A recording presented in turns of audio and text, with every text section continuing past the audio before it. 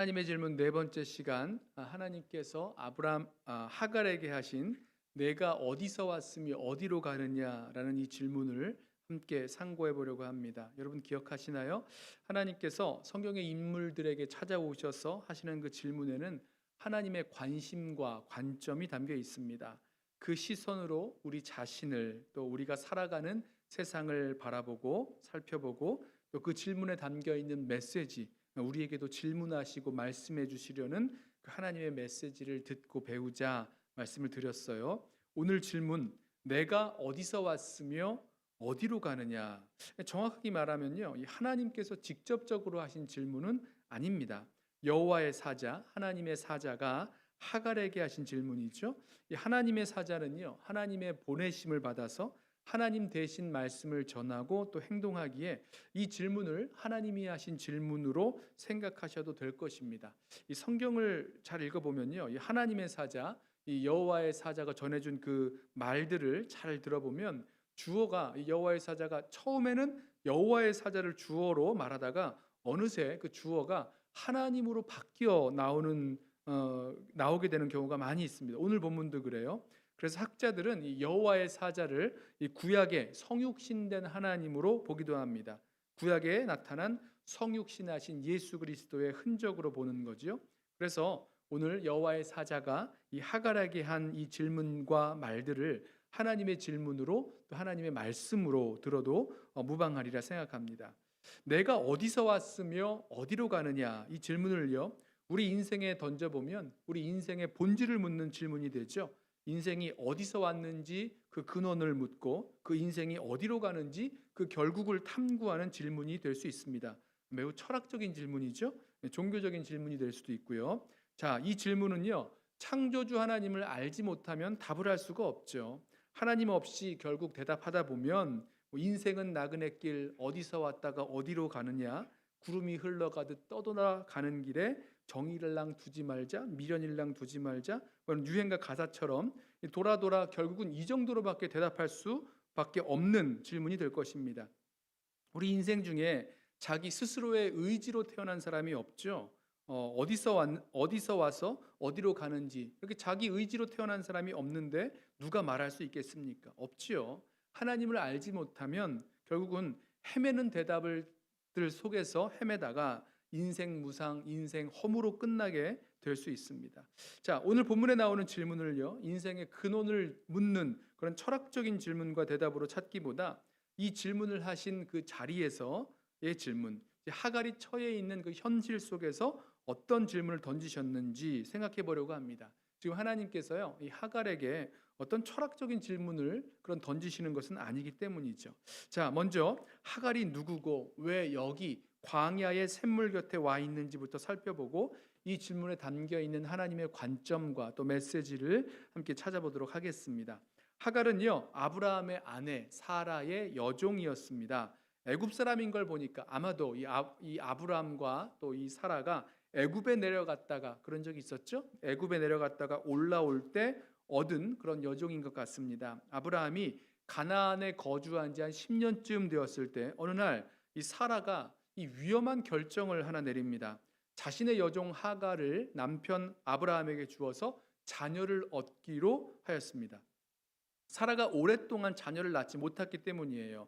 아브라함이 사라와 결혼한 이후부터 지금까지, 그리고 10년 전에 하나님께서 아브라함에게 자손을 주겠노라고 약속하신 이후에도 10년이나 기다렸지만 사라는 여전히 자녀를 낳지 못하고 있었습니다. 당시 이 고대 근동에서는요, 이렇게 아내가 자녀를 낳지 못할 경우에 남편이 다른 여자를 취해서 이 자녀를 낳는 일은 아주 일반적인 일이었습니다. 야곱의 아내들 기억하세요? 이 누구죠? 라헬과 또 레아가 자신의 여종 실바와 빌하를 야곱에게 주어서 자녀를 낳게 하지요. 같은 얘기입니다. 당시 일반적인 관습이 그랬어요. 그러니 사라의 생각에 아브라함에게는 아직 문제가 없는데, 아브라함은 가능한 것 같은데 나에게 문제가 있는 것 같고, 아브라함이 더 늦기 전에 여종인 하갈, 젊고 건강한 이 가임 가능한 그런 하갈을 대리모로 삼아 자녀를 얻겠다라는 마음을 먹은 거죠. 하나님께서 주시겠다고 약속하신 자녀를 10년째나 기다렸는데 아무 소식도 없고 그 약속도 따지고 들어가 보면 아브라함에게 자녀를 주신다 그랬지 꼭 사라를 통해서 자녀를 주겠다고 하신 것은 아니라고 이제 그때까지 생각해 보면 아니라고도 생각할 수 있었기 때문인 것 같아요. 아브라함은요, 이 아내 사라의 말을 듣고 하갈을 취하여 동침합니다. 그리고 사라가 기대했던 대로 이 여종 하갈은 이 아브라함의 아이를 임신하게 되었습니다. 사라의 계획대로 착착 진행이 되는 거죠.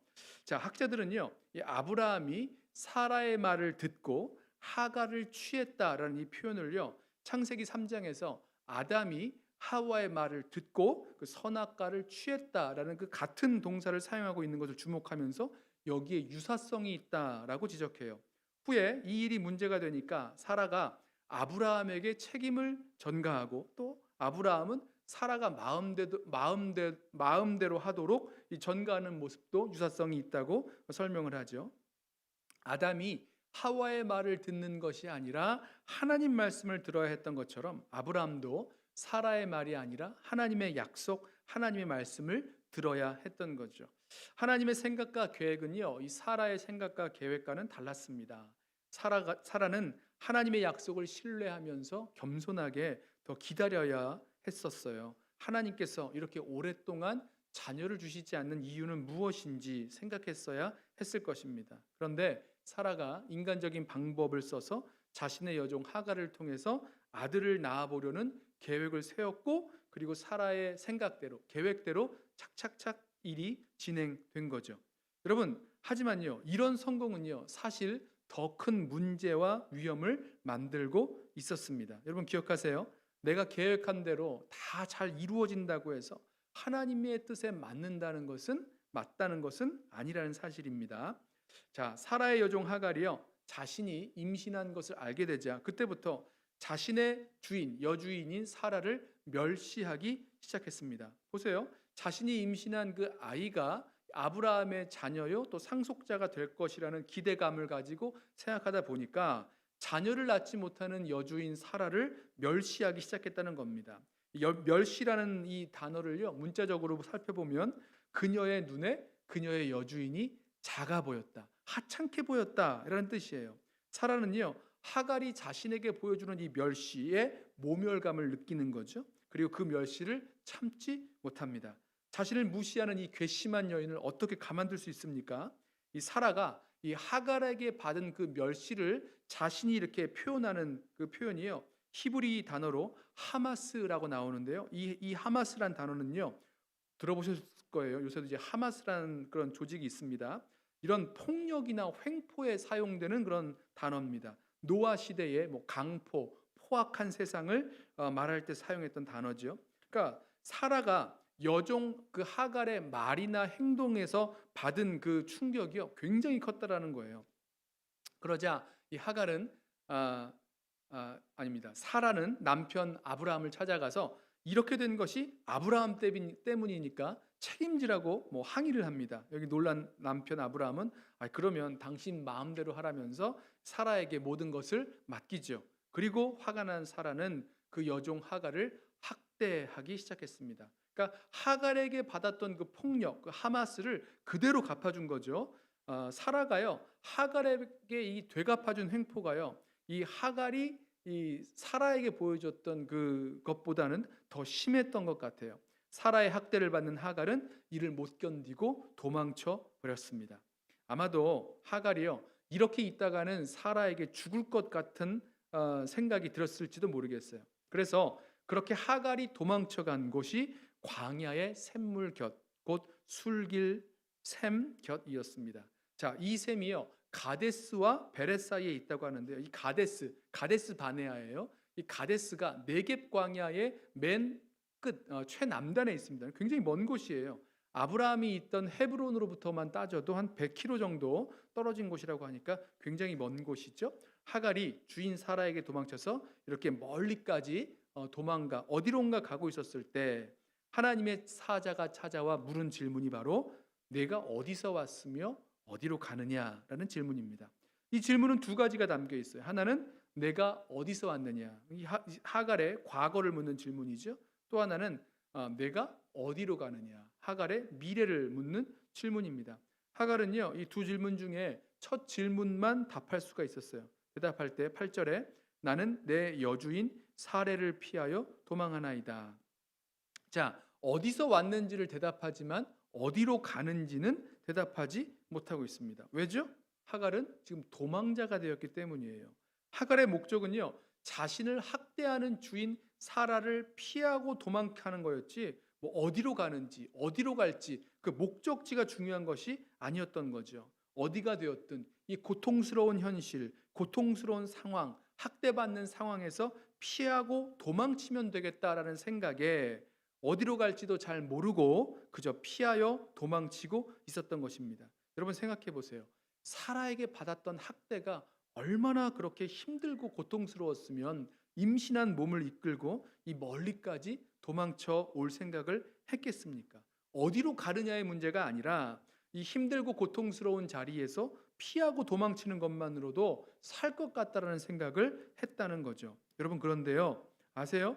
이렇게 도망치고 피하는 것만으로는 하갈이 갖고 있는 문제를 근본적으로 해결하지 못한다라는 거예요.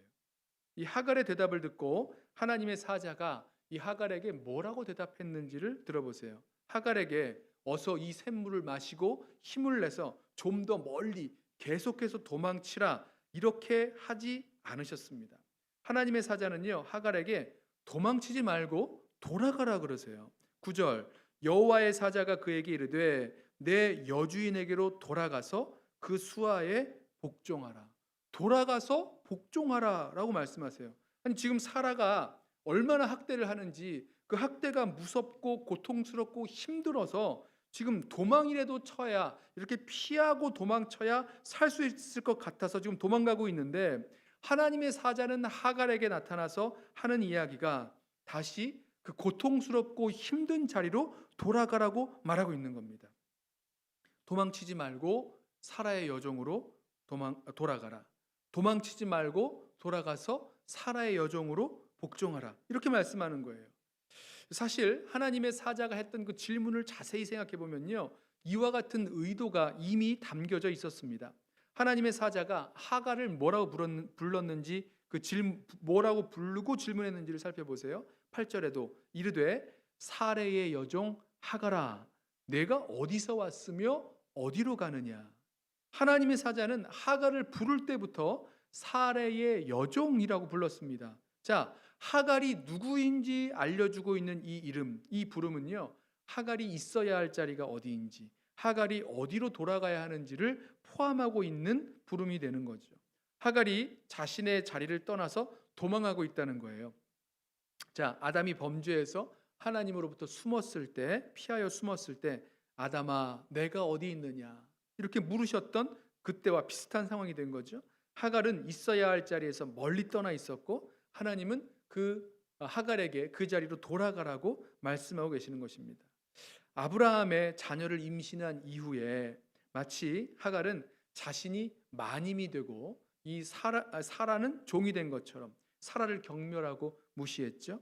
하갈은 마치 자신이 아브라함의 아내가 된 것처럼 행동하고 마치 자신이 사라의 주인이 된 것처럼 행동하다가 사라에게 미움을 받고 학대를 받게 되었고 그리고 주인 그 아브라함도 그 학대를 용인해 주죠. 그리고 거기에서부터 이 일들이 시작된 겁니다. 그러면 어디에서부터 문제가 시작된 거죠? 바로 하갈에게서부터 이 문제가 시작됐다는 겁니다. 여러분 하갈에게 문제가 있었어요. 자신의 문제를 자신의 잘못을 인정하고 돌이킬 수 있는 그 자리로 돌아가야 이 관계의 문제가 해결될 수 있다는 겁니다. 물론 이 말이요. 사라가 아무 잘못이 없다. 아브라함이 아무런 잘못이 없다. 이런 말씀 드리려는 것 아니에요. 말씀드렸죠. 사라가 하나님의 약속을 기다리지 못하고 조급하게 인간적인 계획을 세웠고 아브라함도 하나님의 약속을 듣고 믿는 대신에 사라의 말을 들었고 학대받는 하갈을 그냥 용인해 주는 그런 잘못을 했습니다. 또 사라는요. 하갈이 보여줬던 멸시보다 몇 배나 더 심한 그 학대로 되갚아준 그런 잘못도 있어요. 그런데 그건 그거고 다른 사람의 잘못이나 문제가 해결되고 나서야 돌아가는 것이 아니라 먼저 하갈에게 돌아가라 그러시는 거예요. 자, 이 질문이요. 사라의 여종 하갈아, 내가 어디서 왔으며 어디로 가느냐? 이 질문은요. 하갈이 이제 원래 돌아가야 될, 원래 있어야 할 그 자리로 돌아가서 자신의 잘못을 겸손하게 인정하고 돌이킬 자리로 돌아가게 하시려는 그런 의도가 담겨 있는 질문이 되는 것이죠. 자, 그렇게 돌아가야 사실 하갈도 살 수 있고 뱃속에 아이도 살 수 있고 이 풀리지 않았던 그런 문제들도 해결될 수 있기 때문입니다. 여러분, 하갈은 사라의 여주인이 아니잖아요. 아브라함의 아내도 아니지 않습니까? 미안하지만 그냥 그 자리, 원래 하갈이 있어야 할 그 자리로 돌아가서 거기에서부터 문제를 풀 수 있는 것입니다. 도망가고 회피하면 결코 문제를 풀 수 없는 거죠. 자, 저와 여러분도 이럴 때가 있지 않으신가요? 정말 내 뜻대로 안 될 때, 억울하고 답답하고 못 살겠고 정말 죽을 것만 같아서 도망치고 싶은 자리, 바로 그런 자리 말입니다. 아니, 실제로 도망치고 싶은 것이 아니라 실제로 하갈처럼 꽤 멀리 100km나 멀리 도망쳐 버릴 수 있을 수도 있습니다. 자, 이렇게 계속해서 가다 보면 영원히 그 꼴 보지 않고 그 사람 만나지 않고 살 수 있을 것 같은 그런 자리까지 도망 오셨을 수도 있어요. 그런데 하나님께서는요, 우리에게 이 문제를 풀 수 있는 원래의 자리, 나에게는 불편하고 나에게는 어색하고 고통스럽고 힘든 그 자리로 다시 돌아가라고 하십니다. 피하고 도망쳐서는 문제가 해결되지 않기 때문이에요. 그리고 그 자리에서 우리가 스스로 책임져야 할 잘못과 문제도 있다는 것을 인정할 것을, 또 회개할 것을 말씀하시고 있는 질문이 바로 이 질문인 거죠. 원래의 자리로 돌아가 감당해야 할 책임과 의무를 감당해야 한다고 말씀하십니다. 내가 어디서 왔으며 어디로 가느냐? 하나님의 질문은 우리가 멀리 떠나버린다고, 멀리 도망친다고 문제가 해결되지 않고, 그러기에 도망치고 회피할 것이 아니라 우리의 잘못과 문제를 겸손히 인정하고 돌아가야 한다라고 말씀하시는 질문이죠. 자, 하나님이요, 하갈이요, 하나님의 사자의 이 질문에 답하고 또 돌아가서 복종하라는 그 말씀을 들었을 때, 야, 이게 정말 쉬운 일이 아니었을 것 같아요. 고통스럽고 죽을 것 같아서 지금 여기까지 도망 왔는데 100km나 도망 왔는데 다시 그 자리로 돌아가라니, 이게 돌아간다고 뭔가 해결이 될 것 같습니까? 사라가 다시 나를 학대하면 어떻게 한단 말입니까? 내가 돌아간다고 아브라함과 사라가 나를 받아주기나 할까요? 이미 어긋나 버린 이 관계를 어떻게 회복합니까? 나를 대하는 그 태도는 변할까요? 뭐 등등 여러 가지 생각을 많이 했을 것 같아요. 그런데 이런 생각 가지고는 결코 돌아가는 발걸음이 떨어지지가 않았을 겁니다. 그래서요, 하나님은요, 이 하갈이 그 여주인 사라에게로 다시 돌아갈 수 있도록 뭔가 깨닫게 해주시는 그 은혜를 주세요. 자, 하나님은요, 이 하갈에게 내 여주인에게로 돌아가서 복종하라라고 말씀하신 후에 하갈이 알지 못하고 있었던 복을 약속해 주시고 또 하나님이 어떤 분이신지를 알게 해 주십니다. 10절을 보세요. 여호와의 사자가 또 그에게 이르되 내가 내 씨를 크게 번성하여 그 수가 많아 셀 수 없게 하리라. 보세요. 이 약속은 누구에게 주셨던 약속입니까? 아브라함에게 주셨던 약속과 다르지 않습니다. 그리고 하갈이 아들을 낳을 텐데 그 이름을 이스마엘, 하나님이 들으신다라는 그 뜻으로 이름을 지으라 그러세요. 그러면서 그 이유도 말씀하십니다. 11절 여호와의 사자가 또 그에게 이르되 내가 임신하였은즉 아들을 낳으리니 그 이름을 이스마엘이라 하라. 이는 여호와께서 내 고통을 들으셨습니다. 자, 누구의 고통을 들으셨다고요? 내 고통, 하갈의 고통을 들으셨기 때문에 그 아들의 이름을 이스마엘, 하나님이 여호와 하나님이 들으신다라고 이름을 지으라고 하신 겁니다. 하갈의 고통을 들으신 하나님께서 하갈로 도망가지 말고 여주인에게로 돌아가라. 그리고 복종하라. 이렇게 말씀하시는 거죠. 그리고 하갈이 낳을 아들 이스마엘을 번성하게 하시겠다라는 복까지 약속해 주셨습니다. 도망치고 있는 하갈을 찾아오신 하나님의 사자를 통해서 하갈은요, 자신이 모르고 있던 그 하나님을 알게 되는 거죠. 하갈은 하나님 찾지 않았어요. 그런데 하나님은 하갈을 찾고 계셨습니다. 그리고 찾아오셨습니다. 하갈은요, 하나님이 자신을 찾아오실 것이라고는 생각지 못했을 거예요. 하갈이 몸종이었잖아요. 여종이었잖아요. 하갈의 뱃속의 아기는 그 약속의 아이가 아니었습니다. 학대받고 쫓겨나도 될 만한 아이로 여겨졌잖아요. 그런데 이들이 하나님의 시선 안에 있었고 또 하나님이 이들을 찾아오셔서 복 주실 것이라는 것을 몰랐다는 거죠. 게다가 하갈은 자신이 고통 가운데 있을 때에 자기는 혼자라고 생각했습니다. 하나님이 자신의 고통을 보고 계시리라는 것은 몰랐어요. 하갈이 자신이 고통 가운데 신음하고 있을 때 자신의 신음 소리를 하나님께서 듣고 계실 거라는 생각은 하지 못했다는 거죠. 자신이 주인에게 학대받고 있을 그때에 하나님이 알고 계셨고 보고 계셨고 듣고 계셨고 먼 길을 도망쳐서 그 광야의 샘물 곁에 있을 때에 피해 있을 때도 하나님이 자신을 지켜보시고 찾아오셨다라는 것을 알게 되었어요. 그리고 하갈을 통해 낳은 아들 이스마엘을 통해서 자손을 번성하게 하시겠다라는 약속하시는 하나님을 만나게 된 거죠. 자, 그리고 이 하나님을 만나 놀라 감탄하는 이 하갈의 고백을 들어보세요. 13절입니다. 하갈이 자기에게 이르신 여호와의 이름을 나를 살피시는 하나님, 우리 예전 성경에는 감찰하시는 하나님이라 나왔는데요. 나를 살피시는 하나님이라 하였으니 이는 내가 어떻게 여기서 나를 살피시는 하나님을 배웠는고 함이라. 자, 그리고 가데스에 가까운 그 광야 샘물의 이름을요, 부엘라 헤로이라고 부릅니다.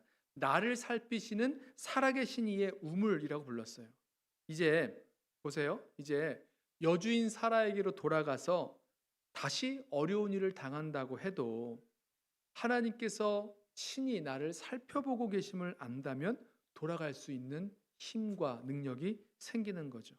내가 어려운 일을 만날 수도 있겠지만 내 자녀에게 복 주시기를 약속하셨으니 소망 가운데 돌아갈 수 있다는 거죠. 그렇게 하갈은 사라에게로 돌아가게 됩니다. 그리고 아들을 낳고요. 그 이름을 이스마엘, 하나님이 들으심이라고 짓게 됩니다. 자, 여기 보면요. 이 아브라함이 아들을 낳아서 아브라함이 그 이름을 이스마엘이다라고 한 것을 보면요. 아마도 이 모든 얘기를 하갈이 아브라함과 또 사라에게 하지 않았을까라고 생각을 해보게 돼요. 자, 여러분 성경에 나오진 않지만 하갈이 돌아갔을 때 사라와 아브라함이 그 돌아온 하갈을 받아주었고 또 이 모든 이야기를 아브라함과 사라에게 했을 것 같고요. 그리고 하갈은요 다시 사라에게 복종하면서 살아갔었을 것입니다. 그리고 어떤 일들이 벌어지고 혹시 자신이 정말 쉽지 않은 일들이 벌어진다고 해도 또 내가 느끼지 못하는 하나님이 계신다는 것을 느끼지 못하는 그 상황 속에서도 하갈은 나를 살피시는 하나님, 이 하나님께서 자신을 보고 계시고 듣고 계심을 믿었을 것입니다. 하갈과 같이 어디론가 피하여 도망치고 싶을 때 하나님은 우리에게 찾아오셔서 내가 어디서 왔으며 어디로 가느냐 물으시고요. 우리로 다시 원래 있어야 할 자리로 돌아가서 거기에서 문제를 해결하게 하시죠. 너무 어렵고 힘들고 두려운 자리지만 그 자리에 있는 나를 하나님께서 바라보고 계시고 살펴보고 계시고 모든 것을 아시는 하나님이심을 알게 하셔서 그 자리로 돌아갈 수 있게 해 주십니다. 하갈과 같은 인생도 이 살펴보시는 하나님께서 돌보아 주시고 계시다면 우리 아버지 되신 하나님께서 우리를 살펴보고 계시고 또 듣고 계시고 우리의 모든 것을 형편과 처지를 다 알고 계시다는 거죠. 여러분 어떠세요? 우리는요 하나님이 내 모든 사정을 모르실 거라고 하나님이 아무런 관심도 없으실 거라고 생각할 때가 많이 있죠. 그렇게 느껴지기 때문이에요. 내가 받은 고통, 내가 받은 슬픔, 억울함, 아픔. 여러분 그런데요. 우리 아버지 되시는 하나님께서 이 모든 것을 보고 계시고 듣고 계시고 알고 계십니다. 우리 모든 것을 다 보고 계시고 알고 계시는 살피시는 하나님이기 때문이에요. 하나님의 질문 네 번째, 내가 어디서 왔으며 어디로 가느냐라는 이 질문을 통해서 고통받고 상처받는 관계에서 피하여 도망하고 싶은 그 하갈, 도망치고 있는 그 하갈을 다시 그 자리로 돌려보내시고 또 해결하게 하시려는 그런 질문으로 우리 함께 이 질문을 받기를 원합니다. 여전히 돌아가기가 두렵고 어려운 상황이 있겠지만 여러분 내가 모르고 있었던 그 하나님, 나를 살피시는 하나님, 엘로이 하나님이심을 깨닫고 돌아갈 수 있게 되는 거죠. 우리도 멀리 도망치고 싶을 때, 아니 이미 멀리 도망쳐 왔을지라도 다시 있어야 할 자리로 돌아가 회개하고 또 해야 할 의무와 또 감당해야 할 그 책임을 감당케 하시려는 하나님의 뜻을 이해하고 또 나를 살피시는 하나님을 의지하고 바로 있어야 할 자리로 돌아갈 수 있는 저와 여러분 되시기를 예수님의 이름으로 부탁하며 축원합니다. 자, 우리 함께 오늘 말씀 생각하면서 나를 살피시는 하나님, 또 엘로이 하나님을 생각하면서 우리 아바 아버지 함께